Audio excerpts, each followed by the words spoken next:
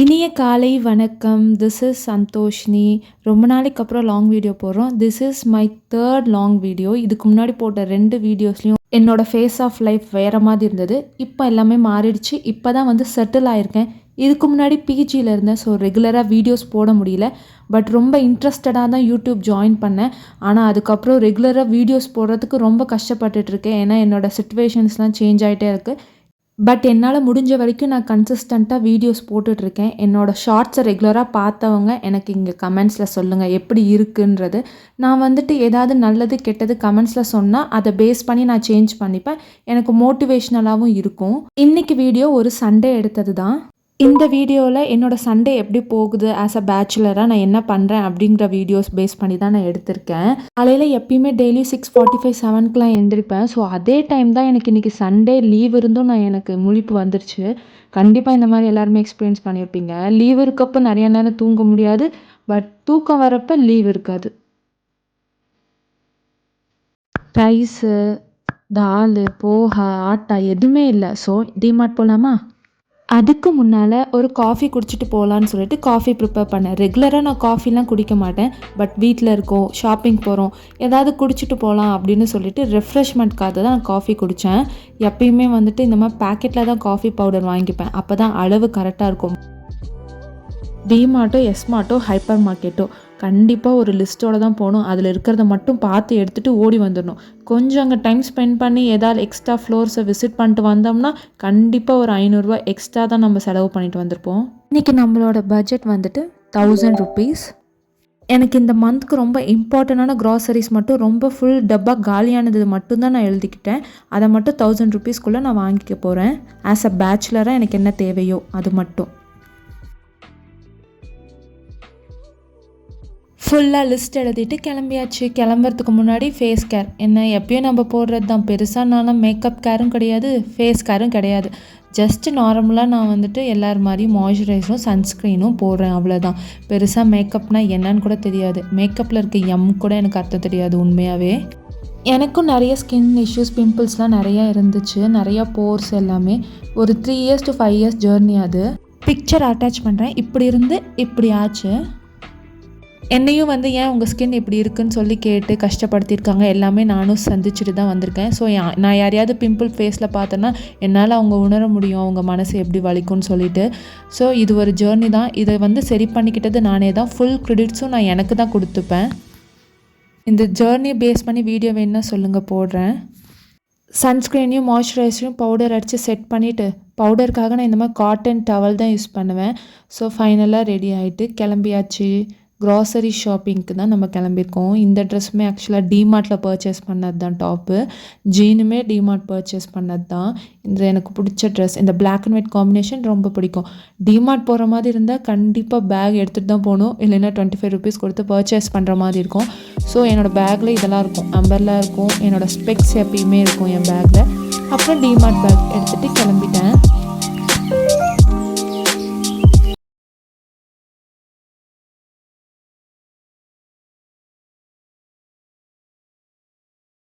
இந்த மாதிரி one time invest பண்ணிட்டு வந்துட்டா தேவையில்லாமல் நான் அப்பப்போ கடைக்கு போக தேவையில்ல. ஸோ ஃபுல்லாக ரெடி ஆகிட்டு கிளம்பியாச்சு. டிமார்ட் பேக்கும் எடுத்தாச்சு. போகலாமா?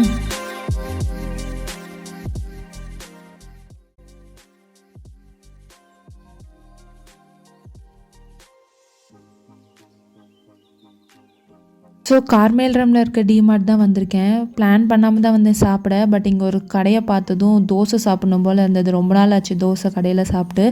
இங்கே இனிப்பு சாம்பார் தான் இருக்கும்னு நினச்சா செமையாக சூப்பர் சாம்பார் கொடுத்துருந்தாங்க, நம்ம ஊரில் இருக்க மாதிரி டேஸ்ட்டாக. ஸோ நல்லா சாப்பிட்டுட்டு ஒரு தோசை தான் சாப்பிட்டேன். சாப்பிட்டு டிமார்ட் போனேன். இன்றைக்கி மார்னிங் 10க்கே நான் வந்திருக்கேன் டிமார்ட்க்கு. அப்போவே எவ்வளோ கூட்டமாக இருந்தது. நிறைய பேர் அப்போ நம்மள மாதிரி அவங்களும் சீக்கிரமாக போனால் நான் யாரும் இருக்க மாட்டாங்கன்னு நினச்சி நிறைய பேர் வந்துட்டாங்க போல். அங்கே மாதிரி ஃபுல்லாக ஷாப்பிங் பண்ணிவிட்டு, டிமார்ட்டில் மேக்ஸிமம் கேமரா அலோட் கிடையாது.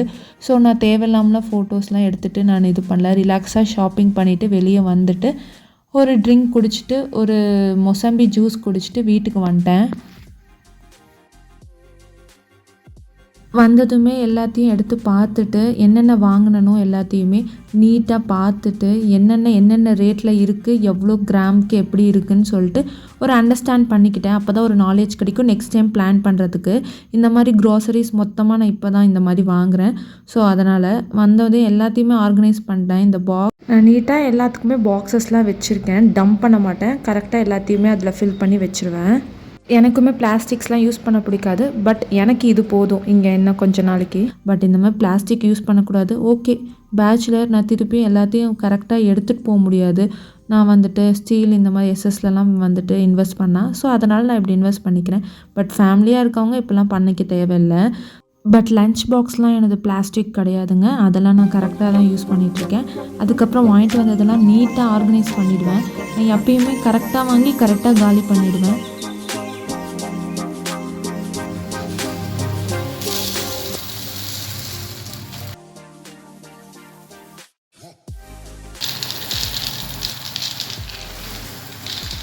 மதியம் மீல் வந்துட்டு பெருசாக எதுவும் சமைக்க போகிறதில்ல, பாயசம் தான். என்னடா திடீர்னு பாயசத்துக்கு ஜம்ப் ஆகிட்டேன்னு நினச்சிங்களா? எனக்கு மார்னிங்கே இந்த தாட் இருந்தது. எனக்கு வந்து இந்த மாதிரி இனிப்பாக எதாவது சாப்பிடணும் போல் இருந்தால் நல்லா வெல்லம் போட்டு சாப்பிடுவேன். சர்க்கரை அதிகம் சாப்பிட மாட்டேன். ஸோ எங்கள் அம்மா பாசிப்பருப்பில் பாயசம் வைக்கிறது எப்படின்னு சொன்னாங்க. தேங்காய்லாம் எடுத்து தேங்காய் பால் எடுத்து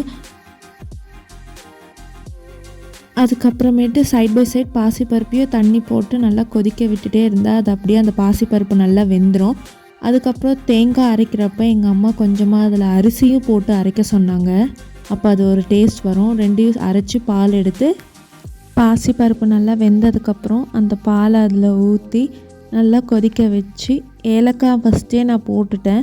அவ்வளோதான், பாயசம் ரெடி ஆகிடும்.